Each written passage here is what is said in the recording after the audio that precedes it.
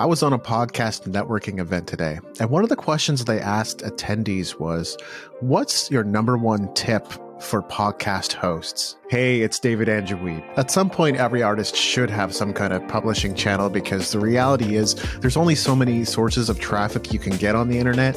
So publishing, whether it's having a blog or a podcast channel or some kind of YouTube or video channel, is really important. For those of you deciding to become a podcaster, or maybe you're already a podcaster, here's a tip that can help you. So my answer to what was my number one tip for podcast hosts was get into the crevices where others don't get in. Let's say, for example, you're interviewing Tony Robbins, and this is an example I've given before. If you ask about Tony Robbins' story, I'm sure he'll happily share what that is.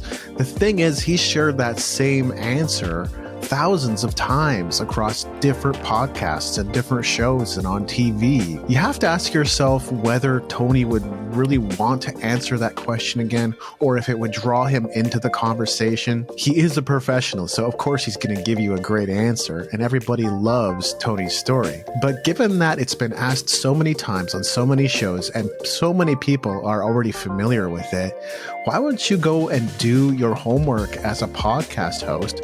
Read his book or his latest book that he's promoting, take a sentence or a quote out of the book and ask him about that in an open-ended way. I think that would be a much better use of your time, your audience, and Tony's time.